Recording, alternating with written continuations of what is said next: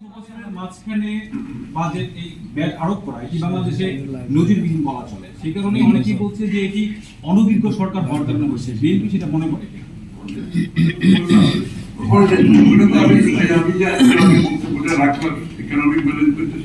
বলা হয়েছে।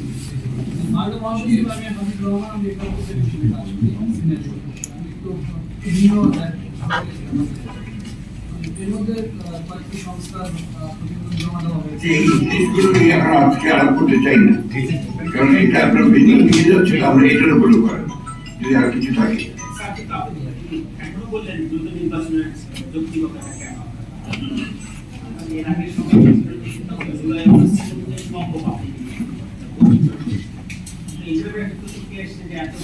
আমি করতে চাচ্ছি এটাই আসে, আজকে অর্থনীতির উপরে আসে, দ্রব্যমূল্য পাওয়ার এগুলোর উপর থাকলে সুবিধা হবে কি, এটা তো মানুষের এক্সপেকটেশন আছে, তাই না?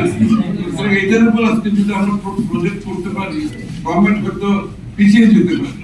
এই আমাদের তো এই চেষ্টাটা আমরা বলছি যে যাতে গভর্নমেন্ট উইথড্র করে, এইটাই তো উদ্দেশ্য আছে, তাই না?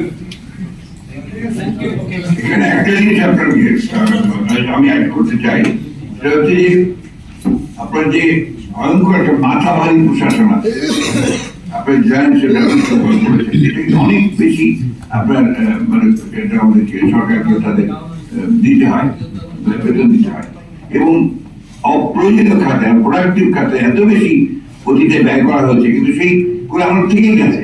যেমন আপনার এই যে স্কুলগুলো, যেগুলো স্কুলের কোনো প্রয়োজন নাই, সেই সমস্ত স্কুলগুলোকে আবার এমপিও নতুন করে এমপিওভুক্ত করার আবার তদবির বাণিজ্য শুরু হয়েছে। এটা রিসেন্টলি আমরা দেখতে পাচ্ছি যে সমস্ত জায়গাতে এখন কোনো টাকা পয়সা দেওয়ারই দরকার নেই, সেগুলোতে আবার টাকা পয়সা দেওয়ার একটা যোগ সাজস করে দুর্নীতি যারা করেন তারা যোগ করে এই সেক্রেটারিয়েট থেকে চিঠি বের করে নেওয়া হচ্ছে। এটা আমরা অভিজ্ঞতা থেকে বলছি। এটা তো বন্ধ করতে পারছেন তারা, কারণ ওই সেক্রেটারিয়েটে ওই পুরোনো আমলের সমস্ত আমরা এই থেকে গেছে, তারা জানে কৌশলে কি করে দুর্নীতি করতে হয়, তারা সেই কাজগুলো করে যাচ্ছে সমাজে। ধন্যবাদ।